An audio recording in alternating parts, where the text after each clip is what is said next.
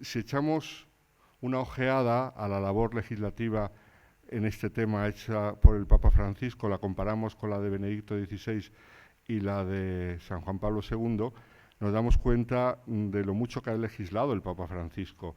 En la página web de la Congregación de los Santos tienen ustedes los documentos legislativos referentes a estas causas desde, por supuesto, la Constitución Apostólica de Juan Pablo II, en la cual se reformaba la totalidad estos procesos. Entonces, si se fijan, aparecen 2 documentos de Juan Pablo II, 2 documentos de Benedicto XVI y 4 documentos del Papa Francisco, lo cual quiere decir que el Papa Francisco ha legislado bastante.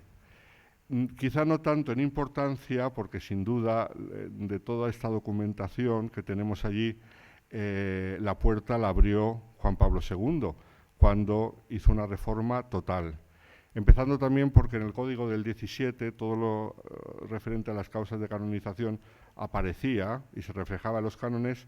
Él quiso quitarlo completamente del Código y hacer, como digo, la Constitución Apostólica y las normas servando, la Divinus Perfectionis Magister y las normas servande.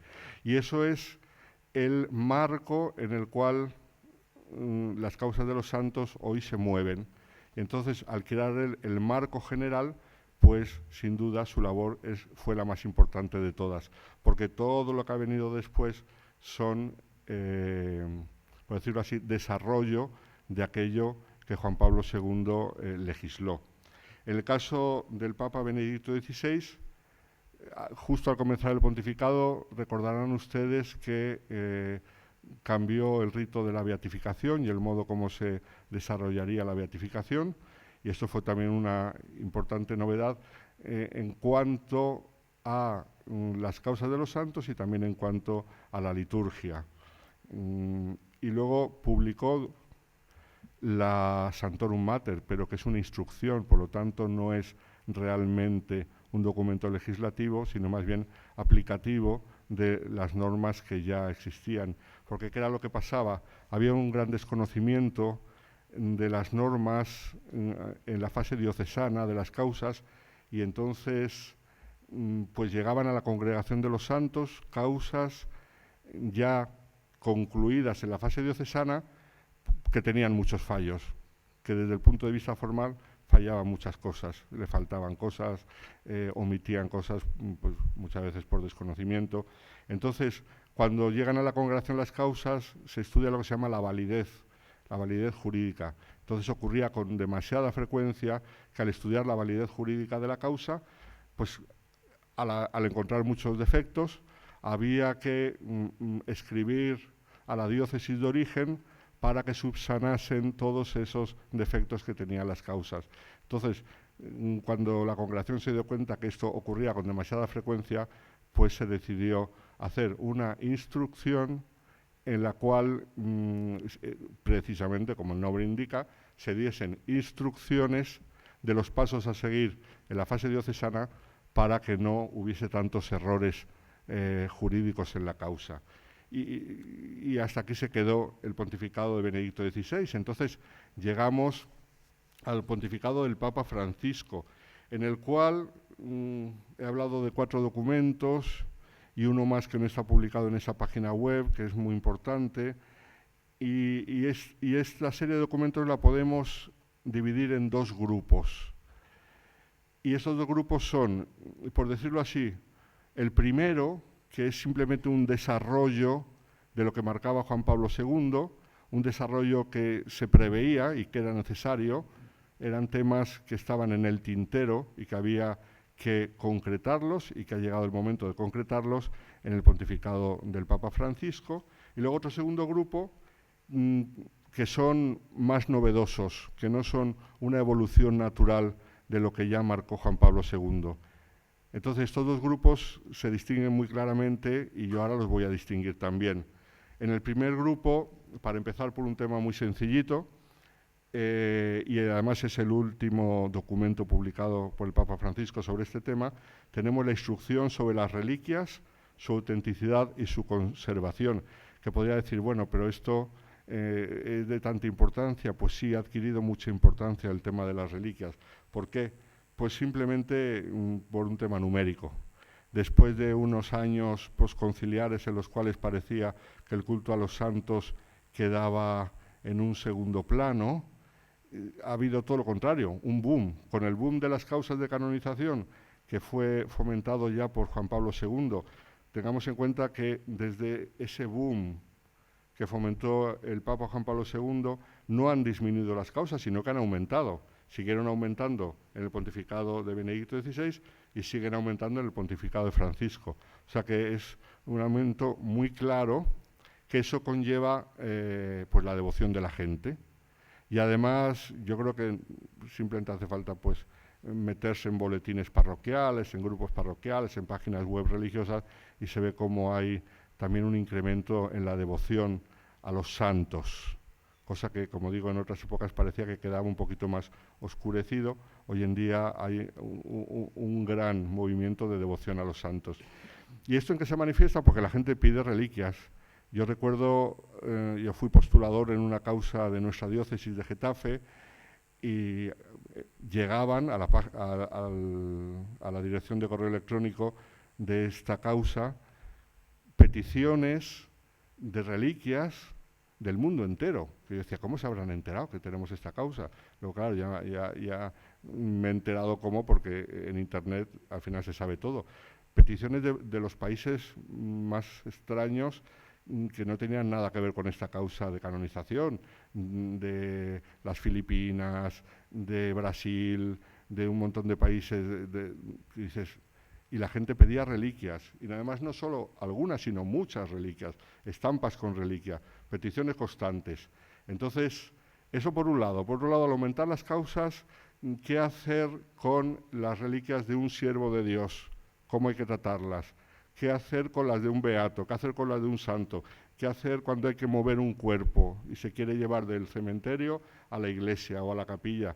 Entonces, todo esto, había una serie de normas, pero no estaban sistematizadas ni tan claras. Entonces, el Papa ha querido, esto es una evolución normal de la legislación ya inaugurada por Juan Pablo II, ha llegado el momento de legislar y de sistematizar todo lo que se refiere a la autenticidad, el trato y el culto de las reliquias. El segundo documento, que también es importante, aunque podría parecer que no, es el nuevo reglamento de la consulta médica del dicasterio de las causas de los santos, que visto desde lejos parece una cosa que, bueno, un reglamento interno a la congregación, pero no, los postuladores, yo no sé si hay aquí algún postulador, saben perfectamente lo importante que es el milagro para una causa de beatificación, a no ser que se trate de mártires, y luego para la canonización, pues también hace falta el milagro. Y entonces, el reglamento de la consulta médica, desde hacía años se veía que se tenía que renovar y dejar bien claro cosas que provocaban a veces dificultades en el estudio de las causas. ¿Cuáles son estas causas? ¿Cuáles son estas causas de dificultad? ¿Y cuáles son, por tanto, las novedades de este documento? Pues muy rápidamente, el modo como realizar el examen.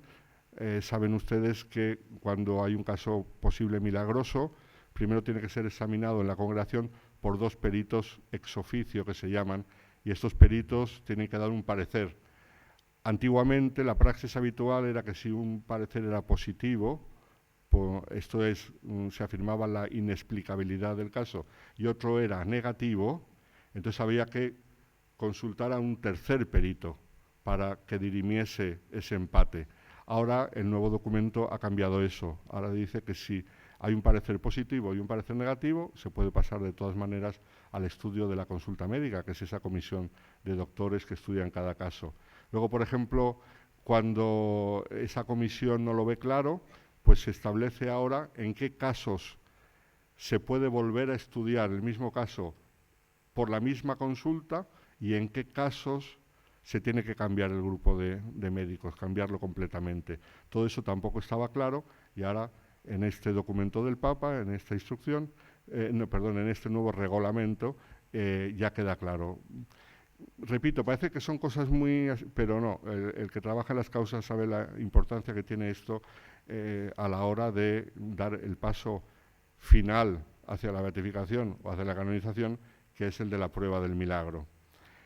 El tercer documento de este primer grupo que os decía, este primer grupo de evolución natural de lo que ya comenzó San Juan Pablo II, es un documento que no aparece en la web, que puede parecer una cosa más secundaria todavía, pero que es muy importante, que es el establecimiento de las tarifas de lo que puede cobrar un postulador. Las tarifas de lo que cobraba la congregación ya estaba claro, pero nunca se había legislado de modo claro lo que puede cobrar un postulador. Y me pueden preguntar, ¿pero esto es importante? Vaya que sí es importante.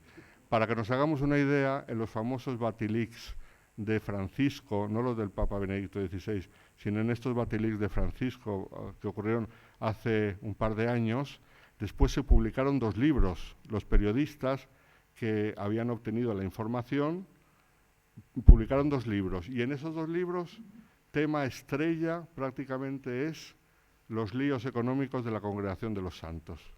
Ese es un tema estrella en los 2 libros. Y concretamente lo que ganan algunos postuladores. Claro, aquí la cuestión, ¿cuál es? Primero, que no estaba claro, que cada postulador podía cobrar lo que quería. Segundo, claro, que no estamos ya en los tiempos de los antiguos grandes postuladores generales. Antes cada orden y congregación tenía sus postuladores generales de los de toda la vida. Podemos recordar aquí, ya que hay un carmelita, el padre Simeón de la Madre de Dios, el padre Benito Gangoite de los dominicos, el padre Carlos Lizarraga de los pasionistas, el padre Molinari de los jesuitas, el padre de Rosa de los franciscanos, el padre Romualdo Rodrigo de los agustinos recoletos. Eran grandísimos postuladores que llevaban las causas de su congregación, pero luego llevaban una infinidad de causas de otro tipo, de congregaciones religiosas, normalmente de monjas, a las cuales prácticamente no les cobraban nada, o les cobraban solo los gastos y un donativo que quisieran dar.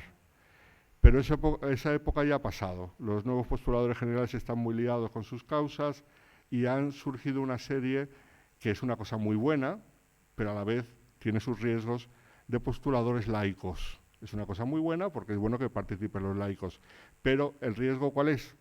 Pues que tienen que ganarse la vida con las causas de los santos. Entonces ya los precios no son los mismos.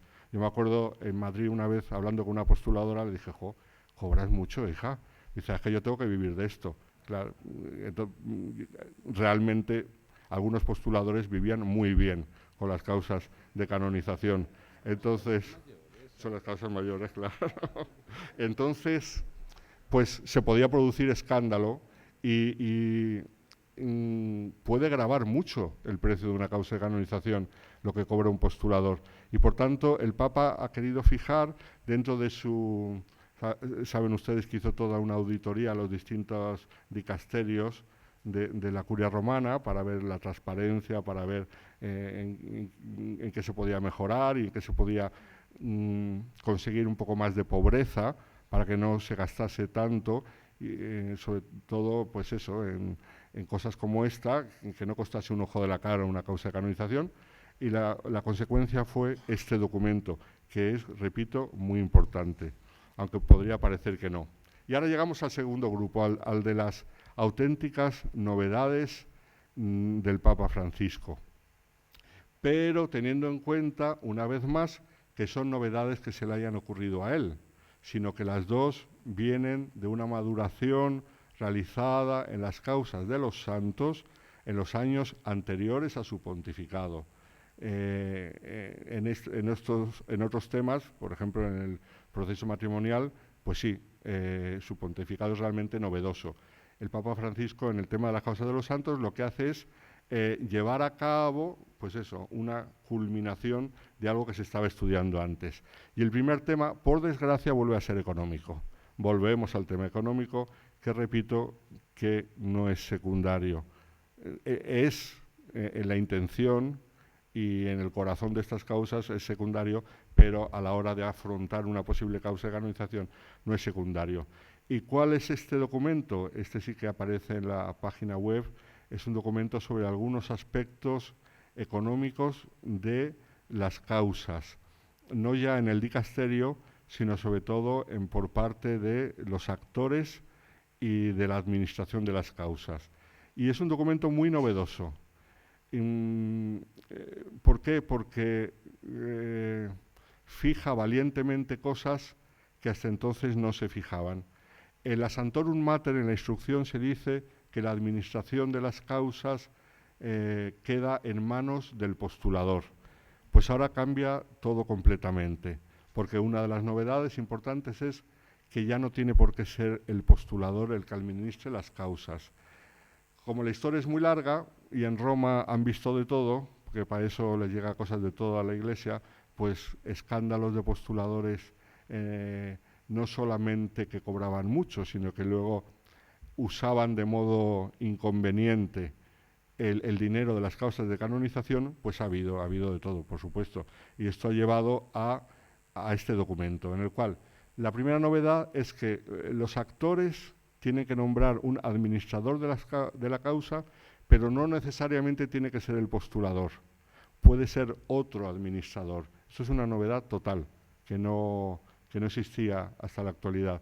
Lo cual no quiere decir que no se fíen de los postuladores, pero quiere decir que mejor los actores elijan a alguien de que se fíen totalmente, a alguien que les merezca totalmente confianza en materia económica. Pero no solamente eso, incluso antes de establecer que el postulador no tiene por qué ser el administrador de la causa, entre otras cosas porque puede ser un teólogo, puede ser una persona piadosa, pero no tiene por qué entender economía.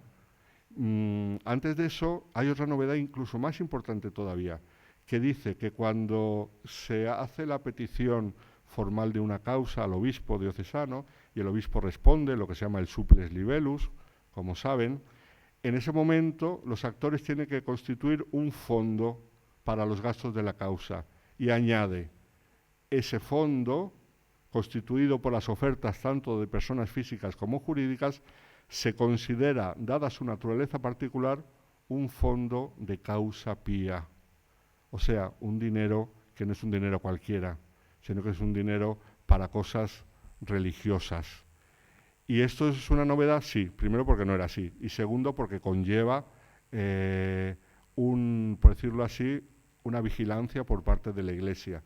Y aquí acudimos al canon 1302, en el parágrafo 1, que dice: quien adquirió como fiduciario unos bienes destinados a causas pías, sea por acto inter vivos, sea por testamento, debe informar de su fiducia al ordinario, dándole cuenta de todos aquellos bienes, tanto muebles como inmuebles, y de las cargas anejas, pero si el donante hubiera prohibido esto, expresa y totalmente, no deberá aceptar la fiducia.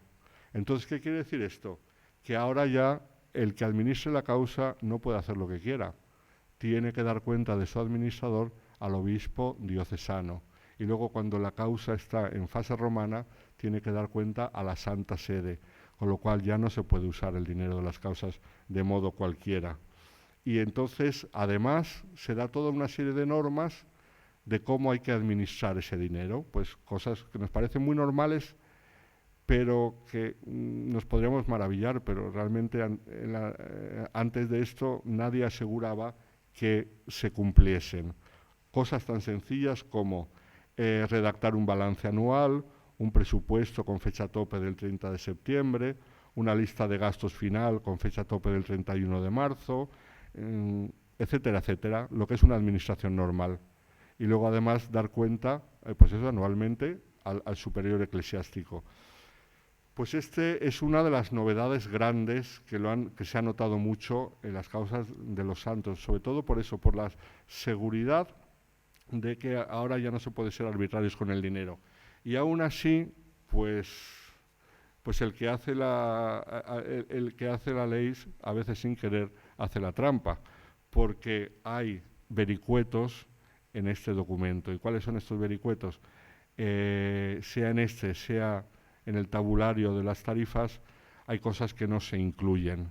y cosas en las cuales los postuladores, pues bueno, si tienen una conciencia así un poquito más alargada, pues pueden grabar mucho a las causas. Por ejemplo, todo lo que se refiere a la tipografía, esto es, a la publicación de las causas, la tipografía que utiliza la Congregación de los Santos, lo que puede cobrar y lo que no puede cobrar, eso no aparece en el documento, las traducciones al italiano de otros idiomas, viajes y dietas de los postuladores, etcétera. Pero por lo menos es un paso importante que quiere dar el Papa Francisco en este tema.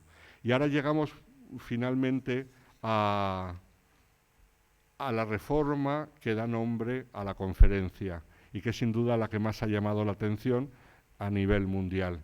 ¿Y cuál es esta reforma? Es la nueva vía para llegar a la gloria de los altares, según viene descrita en la Carta Apostólica en forma de motu proprio, Major en Ac Dilectionem, del 11 de junio de 2017. ¿Y a qué se refiere esta causa? Pues voy a citar brevemente el proemio para que nos hagamos una idea. Comenzando con la cita de Jesús en el Evangelio de San Juan, cuando dice: nadie tiene amor más grande que el que da la vida por los amigos, comienza el Papa diciendo que son dignos de consideración y honor especial aquellos cristianos que, siguiendo más de cerca los pasos y las enseñanzas del Señor Jesús, han ofrecido voluntaria y libremente su vida por los demás y perseverando hasta la muerte en este propósito. Ofrecer la vida por los demás. Entonces uno se pregunta, pero entonces ¿a qué se refiere el documento? O sea, la entrega de la propia vida es un acto, como acto heroico, ¿es algo nuevo en la historia de la Iglesia y de la espiritualidad cristiana? Evidentemente que no. Entonces, ¿cuál es la novedad de esta tercera vía? La novedad, como ahora veremos, y veremos cómo se ha llegado a ella, es que ese acto, un acto, fijaos que ahora mismo el único acto que podía llegar a la beatificación es el acto del martirio.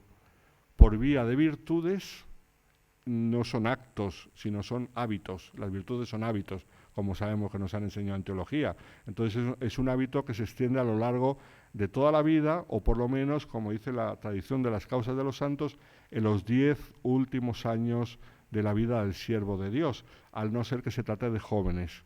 Cuando se trata de jóvenes, esto es menores de 30 años, entonces esos 10 años se consideran no tanto en la cantidad, sino en la intensidad, y puede ser mucho menos tiempo. Pero para mayores de 30 años, hasta ahora lo que se consideraba es una vida virtuosa, por lo menos en 10 años. Pero es que ahora es un acto, es solamente un acto. El acto del martirio tenía su valor en cuanto es un acto perfecto de imitación de Cristo, porque es morir como Cristo y con Cristo para resucitar con Cristo y como Cristo.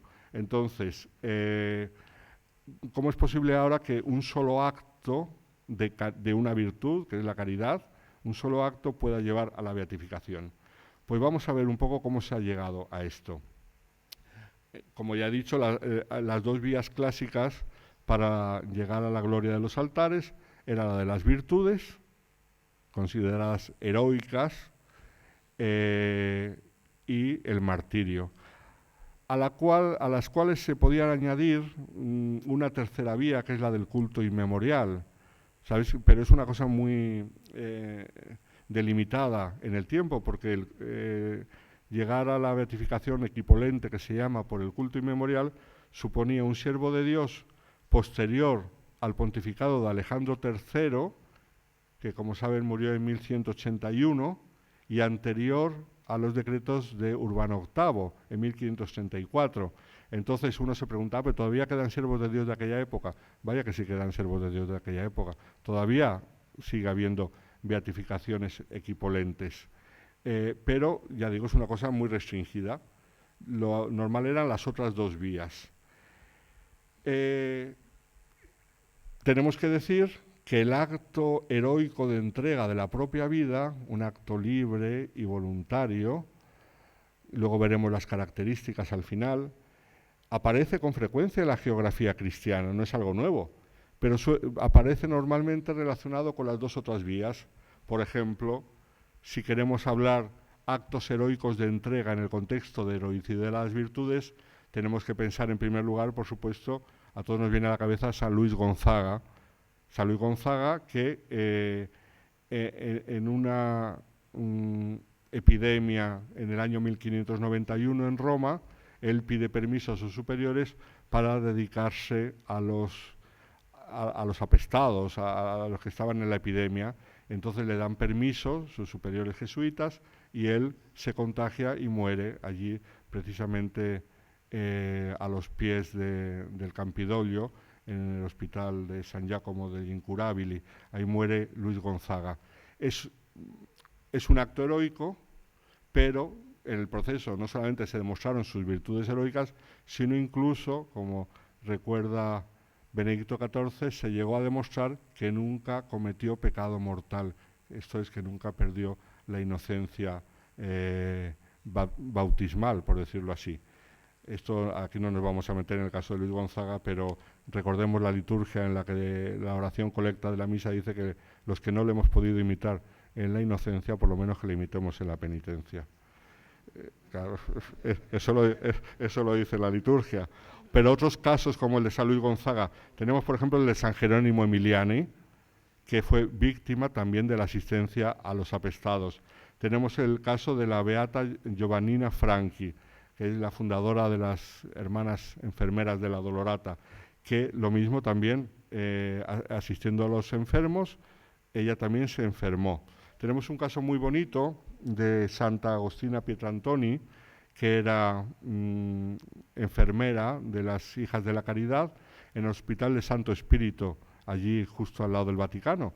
Y entonces, pues lo mismo, ella quiso y pidió prestar su asistencia en el reparto de los tuberculosos del hospital, y quedó ella contagiada, pero es que además no murió de eso, porque había una especie de energúmeno en el hospital, un tío que debía estar perturbado, y que la cogió manía, porque la veía tan buena y tan caritativa, que la cogió manía.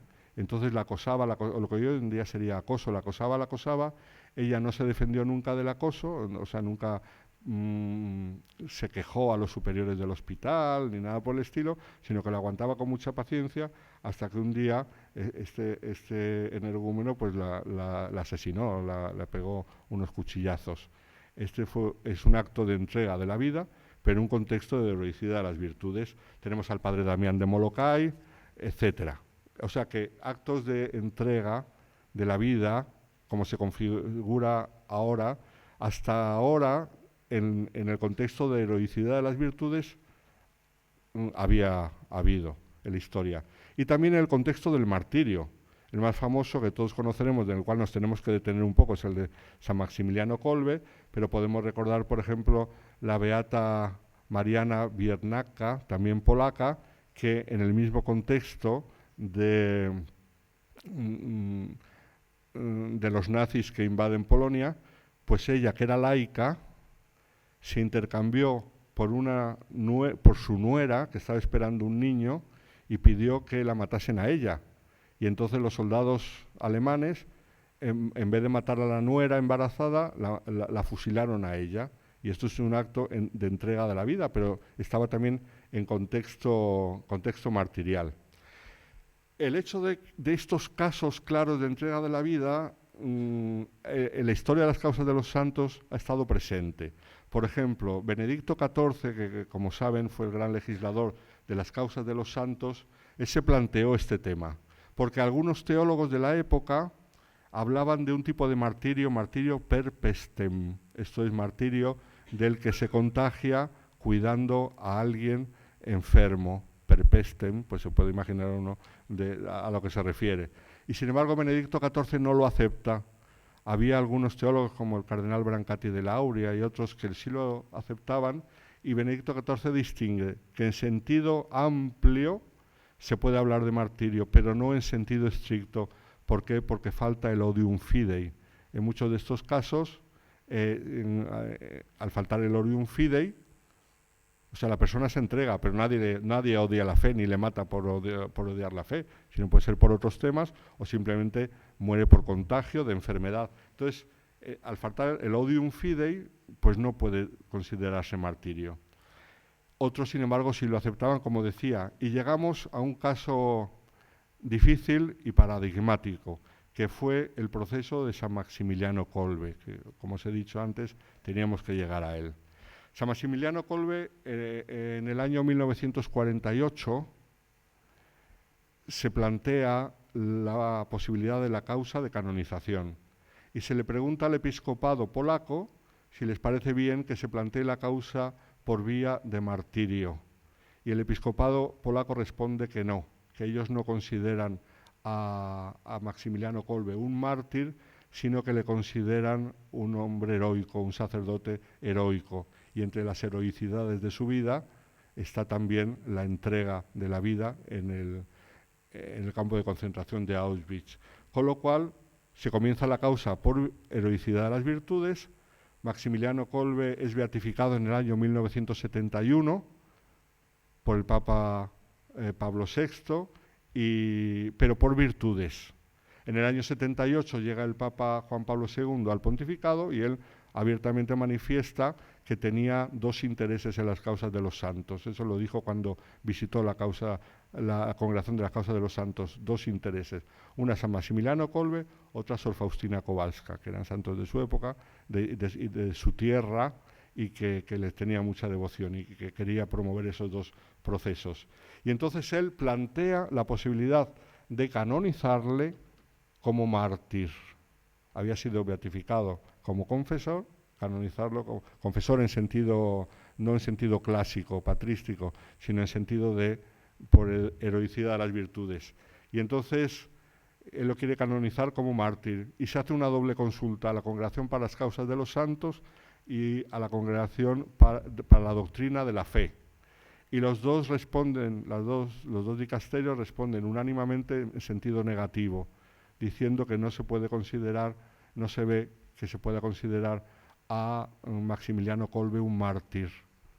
Y entonces ahí el Papa, bueno, de hecho leí un artículo el otro día en Hemeroteca del País, del mismo año de la canonización, unos meses antes, en los cuales decía, anunciaba el Papa Juan Pablo II canonizará a su compatriota como, pues eso, por la vía de las virtudes heroicas. Eso decía este artículo del País, por la santidad de sus virtudes. Bueno, el País tampoco sabía mucho. Por la santidad, decía, por la santidad de sus virtudes. Pero luego el Papa decide, y además lo decide un par de días antes de la ceremonia, decide canonizarlo como mártir.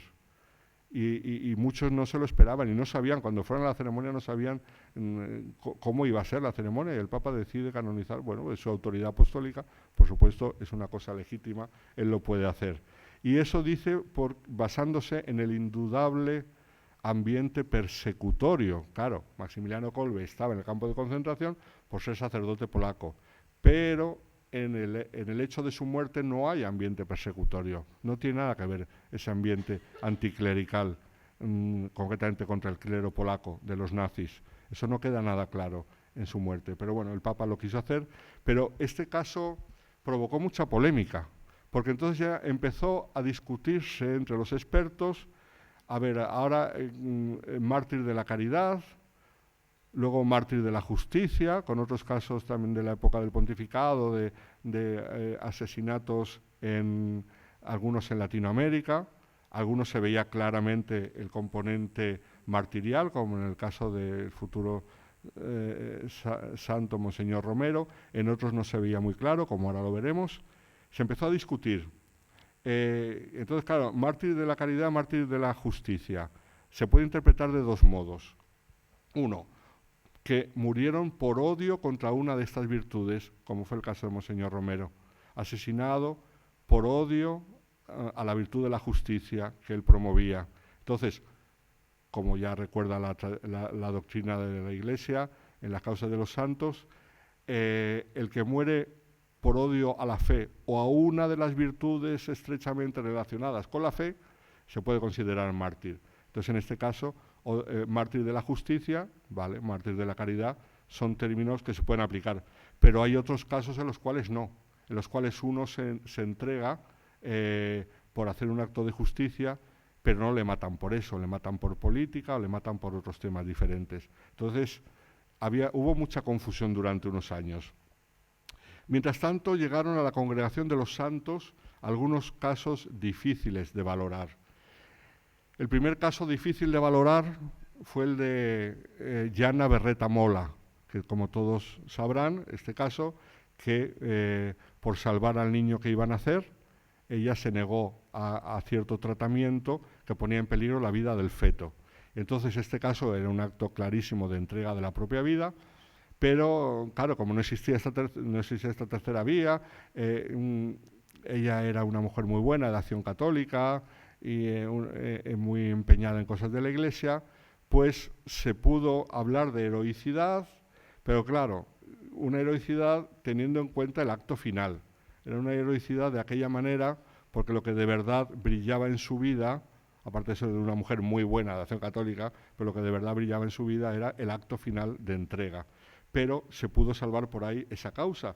Pero hubo dos causas famosas en esos años que no se pudieron salvar. Una es la del carabiniere Salvo d'Acquisto, que a lo mejor a alguno le suena. En aquella época el padre Luis era consultor de la congregación, entonces a lo mejor le suena. Salvo d'Acquisto, que pues era un carabiniere que ofreció su vida. Por hacerlo breve, cuando los nazis están luchando para conquistar la ciudad de Roma, para entrar en la ciudad de Roma, y a las afueras de la ciudad, Salvo d'Acquisto era un joven carabiniere que estaba allí en una caserma, en un cuartel, eso. Estaba en un cuartel y ocurrió que los nazis, que ya habían invadido aquella zona de las afueras de Roma, pues registrando una casa abandonada, les explota una bomba. Entonces, no se sabe si estaba dejada ahí la bomba por accidente de alguien que había estado allí y se le había olvidado una bomba de mano, o si la habían puesto ahí algunos para atentar contra los alemanes. Los alemanes, por supuesto, lo tomaron como un atentado. Y como el superior militar más cercano era este joven, Salvo d'Acquisto, del cuartel de los Carabinieri, entonces le dijeron que él que buscase los responsables de aquel acto terrorista. Él dijo que no lo sabía. Y entonces insistieron, él volvió a decir, tira y afloja, que él no sabía, que estaban convencidos de que había sido un accidente, con lo cual los alemanes, los soldados, escogen a 22 civiles para fusilarlos.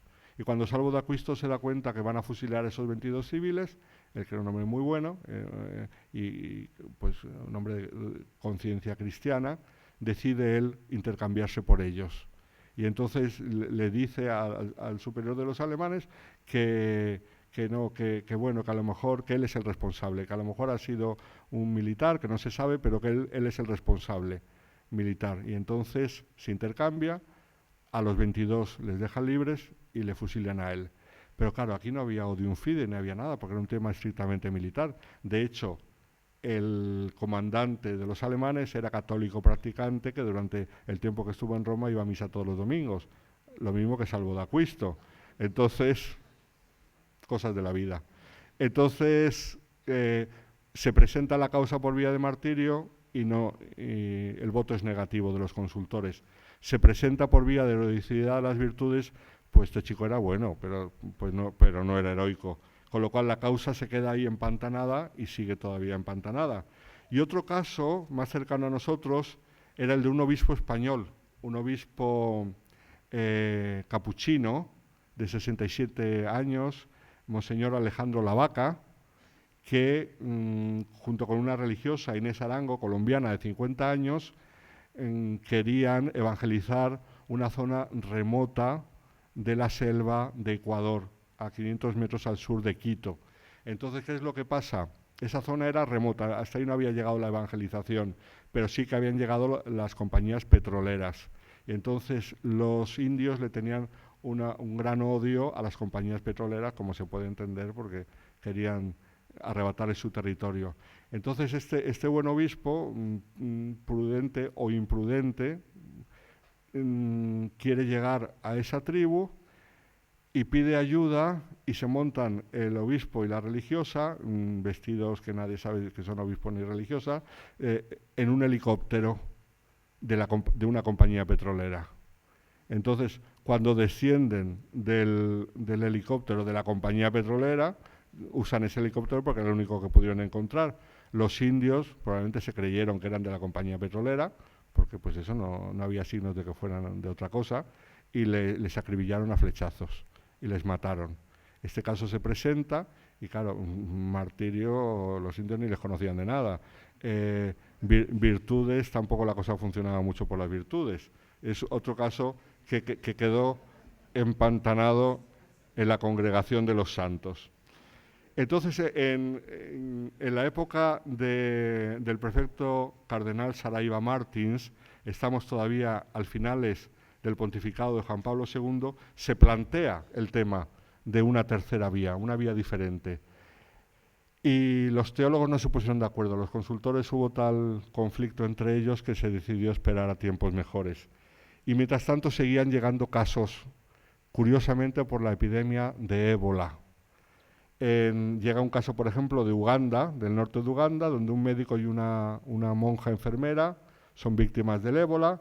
Luego seis monjas de Bérgamo encuentran la muerte en el Congo, también por haberse quedado con los enfermos de ébola.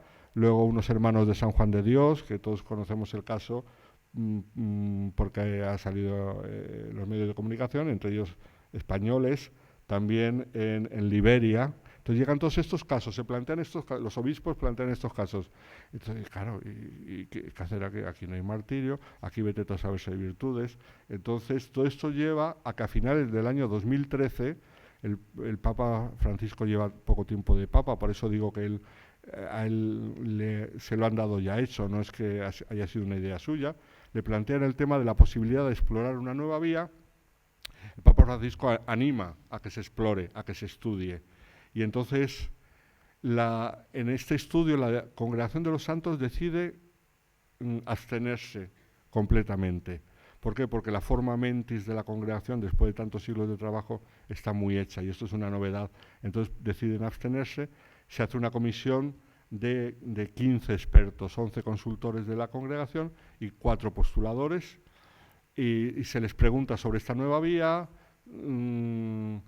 Hay una serie de preguntas que se les hace y entonces pues hay una gran variedad de respuestas. Se celebra en el junio del año 2016 un congreso, lo que se llama un congreso, una reunión de consultores, y se dividen las opiniones, pero la gran mayoría, o sea, todos por unanimidad aceptan que el mayor acto de caridad es dar la vida voluntariamente ante un peligro por los demás, y luego la mayoría ve posible esta nueva vía. La mayoría pide que se exija un milagro, la mayoría pide una serie de condiciones, como ahora veremos. Y todo esto se pasa, este resultado, que no es unánime, pero es mayoritariamente afirmativo, se pasa a la comisión creada para este caso de obispos y cardenales, que también mayoritariamente lo ven posible, y se presenta al Papa Francisco, el cual, como sabemos, lo aprueba, y de ahí viene el motu proprio. Entonces, en este motu propio, es muy breve, es muy escueto, elaborado por la Congregación de los Santos, se explica todo un poco este íter que ha tenido la causa de los consultores, los obispos y cardenales, y se dice lo siguiente, y es importante, fijaos: el ofrecimiento de la vida, para que sea válido y eficaz para la beatificación de un siervo de Dios, debe cumplir los siguientes criterios. En primer lugar, libre y voluntario. Esto es, que se podía evitar sin ofender a Dios. Por ejemplo, no es el caso como de un capitán de barco. Un capitán de barco se tiene que quedar hasta el final. Entonces dice, no, ha ofrecido su vida porque se ha quedado hasta el final. Pues no, porque es parte de su cargo. No ocurra como aquel famoso de la Costa Crochera, esa, que se fue el primero de todos. Eso... pues no, lo que tiene que hacer un capitán de barco es quedarse. O decir, un bombero que estaba apagando el fuego. No, tiene que ser un acto libre voluntario que se podía haber evitado sin ir en contra de tu deber y por lo tanto sin ofender a Dios. Y luego no basta una entrega genérica de la vida, porque todos leemos pues que hay gente que dice, ofreció su vida a Dios, entonces en un momento de retiro espiritual, Señor, te ofrezco mi vida, tómala, haz lo que quieras. No, esos ofrecimientos genéricos no bastan. Tiene que ser en unas circunstancias determinadas y un peligro inminente, en ese momento, ofrecimiento de la vida. Luego, además, tiene que haber muerte segura a corto plazo. Porque si el plazo es largo, ya no es un acto, entonces se convierte en un hábito. Claro, si se extiende mucho en el tiempo ese ofrecimiento, entonces ya se convierte en un hábito. Entonces estamos hablando de virtudes, de heroicidad de las virtudes, por lo cual tiene que ser una muerte en breve plazo después del ofrecimiento. Luego tiene que haber relación entre el ofrecimiento de la vida y la muerte prematura. Pero no por causa directa, y aquí ojo que los dominicos son gente muy sabia, y entonces un consultor dominico insistió mucho en que no se puede querer la muerte directamente, sino indirectamente. Y citaba a Santo Tomás de Aquino, que Santo Tomás dice que Jesús murió porque él lo quiso, pero no lo quiso directamente, sino indirectamente. Murió directamente pues por los tejemanejes de los judíos y la condena de Pilato, pero indirectamente porque daba la vida por nosotros. Entonces, esto pasa lo mismo, si no sería un suicidio, dice Santo Tomás de Aquino. Pues esto pasa lo mismo con este acto. No es querer la vida, o sea, querer morirte, y dice, bueno, pues ahora, para que sea un acto de caridad, voy a donar todos mis órganos. Pues no, porque si lo que quieres es suicidarte, eso no vale para este tema. Es querer, o sea, entregas la vida indirectamente. Tú lo que quieres es quedarte con los enfermos, lo que quieres es que se salven las otras personas, pero eso directamente. Indirectamente sabes que entregas tu vida. Eso es importante también recordarlo. Luego, en tercer lugar, lo que se pide es que la persona haya vivido las virtudes cristianas por lo menos en grado normal. Ya no se pide heroicidad, por supuesto, porque lo que es heroico es este acto, pero sí por lo menos que hayan vivido, o sea, que no basta uno, pues yo qué sé, uno incluso no bautizado, o un pagano, o uno que nunca jamás se ha acordado de Dios, puede hacerlo. O sea, una persona que nunca jamás se ha acordado de Dios puede tener ese momento, esa inspiración generosa. Claro que sí, por supuesto que sí, pero no sería el ejemplo que quiere la Iglesia. La Iglesia que quiere ofrecer con esa tercera vía es el ejemplo de un cristiano que vive normalmente su fe y en un momento determinado hace ese acto de entrega heroica. No quiere presentar a la veneración de los fieles y por lo tanto como camino de santidad a uno que no practicaba, que pasaba ampliamente de la fe y que en un momento ha tenido una inspiración. Eso no es lo que se quiere presentar. Luego tiene que haber fama de santidad después de muerto, que no es fama de santidad de que fuera muy virtuoso, sino fama de que su acto de entrega fue un acto de caridad. Eso es lo que se pide específicamente para esta tercera vía, que en el pueblo de Dios, sabéis que ya desde Benedicto XVI es importantísima la fama de santidad. Él decía que tiene que ser el motor de las causas, que no basta que unos cuantos digan, este era muy bueno, no, que tiene que haber auténtica fama de santidad, apud maiorem partem populi, que decía Benedicto XIV. Pues aquí la fama tiene que ser de que hizo un acto de entrega generoso y que con eso dio un ejemplo, pues eso, supremo de caridad. Y luego fama de signos también que se pide hoy en día. Esto es que la gente se encomienda a esa persona y dicen que reciben favores por su intercesión. La fama de signos hoy en día también es uno de los elementos fundamentales que durante años había quedado un poquito oscurecido. Y por último, la necesidad del milagro. ¿Por qué? Porque, bueno, pues lo que pasa en el corazón humano, en el fondo no lo sabemos, de internis nequo ecclesia, entonces sabemos lo que pasa desde fuera. Entonces, para que el Señor confirme con su sello que eso fue un acto de caridad extrema, pues entonces se pide el milagro para la beatificación y otro para la canonización. Y para concluir, simplemente decir que la vía se abrió hace más de un año y que hasta la actualidad, hasta este momento, estuve el martes en la Congregación de los Santos por la discusión de una causa y aproveché para preguntarlo, solamente se han planteado 2 causas por la vía de la entrega de la propia vida. Dos causas que además no son nuevas, sino que ya estaban y que se están intentando reciclar. Una de ellas es la de un obispo brasileño y otra de ellas es la del obispo español capuchino, Monseñor Lavaca, que antes os he explicado. Son hasta ahora las dos únicas causas que se han propuesto para esta nueva vía, lo cual no quita que en el futuro pues, se espera que se propongan nuevas causas, o sea, causas que se han propuesto formalmente, que se habla muchas, pero que se hayan propuesto formalmente solamente estas dos. Pues nada más, muchas gracias.